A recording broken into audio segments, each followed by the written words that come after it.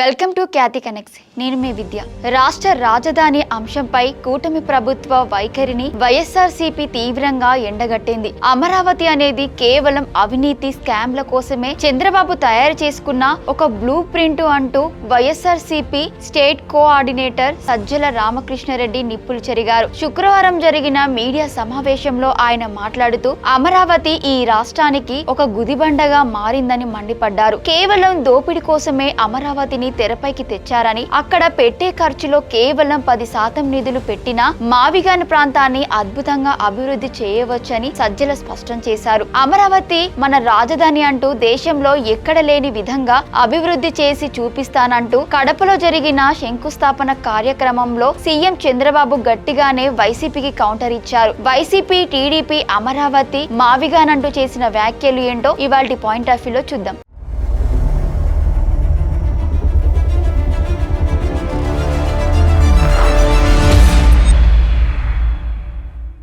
అమరావతికి మావిగాన్కు ఉన్న తేడాను వైఎస్ జగన్మోహన్ రెడ్డి పలుమార్లు స్పష్టంగా వివరించారని సజ్జల పేర్కొన్నారు. మావిగాన్ అనగానే చంద్రబాబు ఎందుకు ఉలిక్కి పడుతున్నారని ఆయన ప్రశ్నించారు. చంద్రబాబు ఊహల్లో ఉన్న అమరావతి అసాధ్యమైనదని, కానీ విజయవాడ, గుంటూరు, మచిలీపట్నం వంటి నగరాలు ఇప్పటికే సహజంగానే అభివృద్ధి చెందుతూ మావిగాన్ లో భాగంగా ఉన్నాయన్నారు. విశాఖపట్నం ఎప్పటికీ ఒక సహజమైన గ్రోత్ ఇంజన్ అని, అందుకే పెద్ద పెద్ద కంపెనీలన్నీ వైజాగ్ నే ఎంచుకుంటున్నాయని సజ్జల స్పష్టం చేశారు. 3 రాజధానుల ప్రతిపాదనలో అమరావతి ప్రాధాన్యతను ఎక్కడ తగ్గించలేదని, దానిని లెజిస్లేచర్ క్యాపిటల్ గా ఉంచామని, రైతులకు మేలు చేసింది కూడా వైఎస్ జగనేనని గుర్తు చేశారు.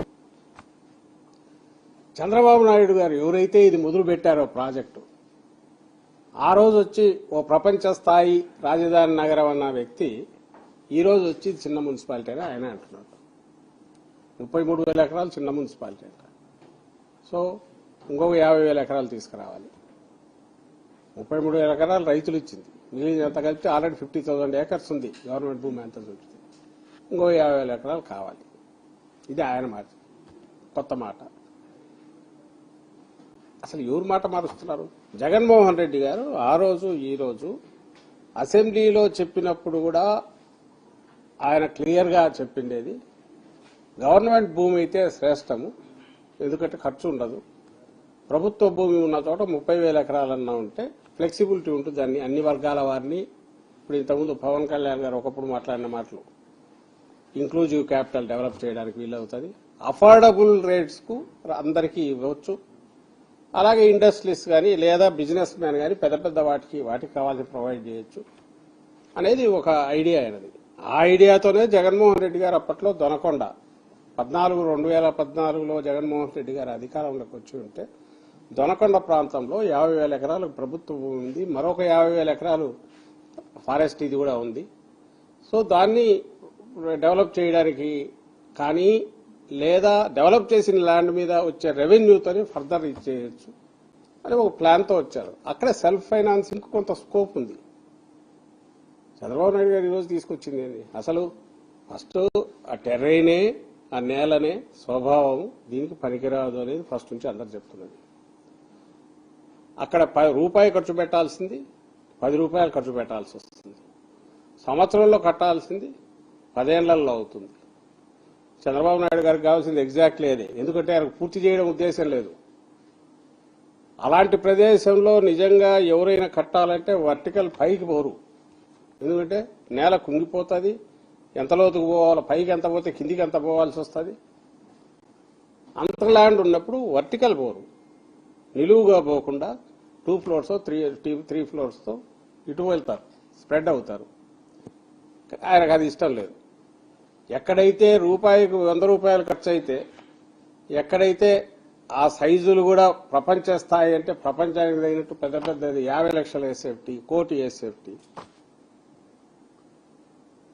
అలాగే ఆ డిజైన్లు ప్రపంచంలో లేని ఇడ్లీ పాత్ర తలకిందులు పెట్టడము, లేదంటే పిరమిడ్ తలకిందులు పెట్టడము, ఇంకో రకంగా చేయడం, ఇట్లా చేస్తే అప్పుడు దీంట్లో ఎంత వేసినా పోతుంటది, ఎన్నేళ్ళైనా నడుస్తూ ఉంటుంది ప్రవాహం. దాని నుంచి సైఫన్ చేసి పక్కకు తీసుకోవచ్చు. ఇది ఆయన ప్లాన్.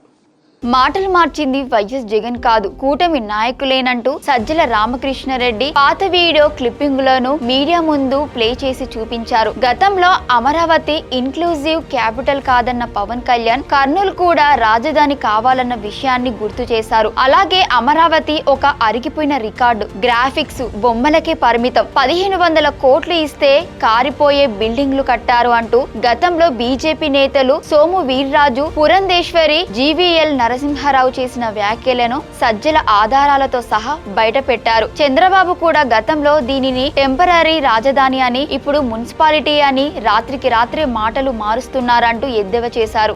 నేను అడుగుతున్నా ఈ మొత్తం మిమ్మల్ని అందరినీ, మన రాజధాని అమరావతి అవునా కాదా అని మిమ్మల్ని అడుగుతున్నా.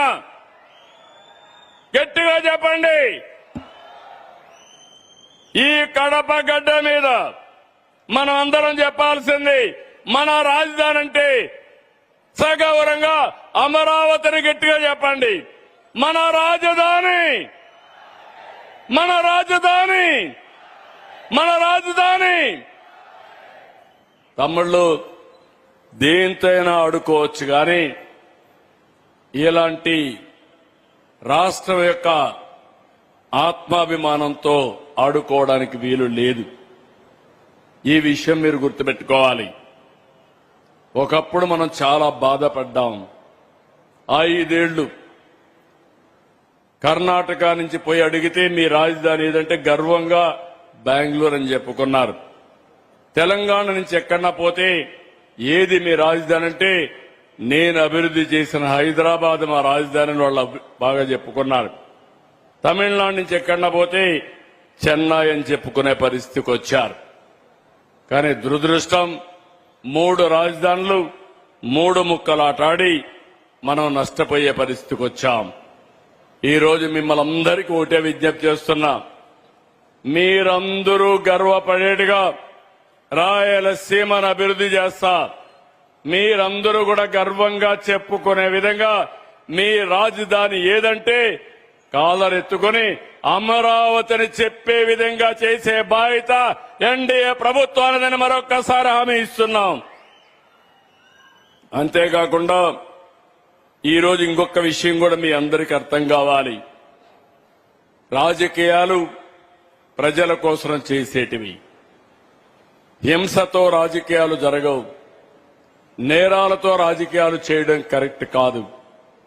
నేను తీవ్రవాదులతో పోరాడాను, నా కోసరం కాదు, సమాజం కోసరం. కడాన 23 క్లేమోర్ మైన్స్ నా మీద బ్లాస్ట్ చేశారు. నేను ఆ రోజు కూడా భయపడలేదు. ఒకవేళ సాక్షాత్తు వెంకటేశ్వర స్వామి దిగి వచ్చి నాకు ప్రాణభిక్ష పెట్టాడు తప్ప ఇంకోటి కాదు. ఆ విషయం మీరు గుర్తుపెట్టుకోవాలి. మరోవైపు కూటమి ప్రభుత్వం ఈ విమర్శలను తిప్పికొడుతోంది. వైఎస్ జగన్ ఇలాక నుంచే చెబుతున్నా అమరావతే మన ఏకైక రాజధాని అని సీఎం చంద్రబాబు స్పష్టం చేశారు. మతిస్థీమితం లేని వ్యక్తులే రోజుకో మాట మాట్లాడుతున్నారని, కేంద్ర చట్టం తర్వాత మావిగానని, నిన్న విజయవాడ అని అంటున్నారని మండిపడ్డారు. మీరందరూ గర్వపడేలా రాయలసీమను అభివృద్ధి చేస్తామని, ఎక్కడికెళ్లినా కాలర్ ఎగరేసి మన రాజధాని అమరావతి అని చెప్పుకునేలా చేసే బాధ్యత కూటమి ప్రభుత్వాన్ని దేనని చంద్రబాబు ఉద్ఘాటించారు. మొత్తానికి రాజధాని చుట్టూ ఏపీ రాజకీయం మరోసారి వేడెక్కింది. Thank you for watching Khyati connects.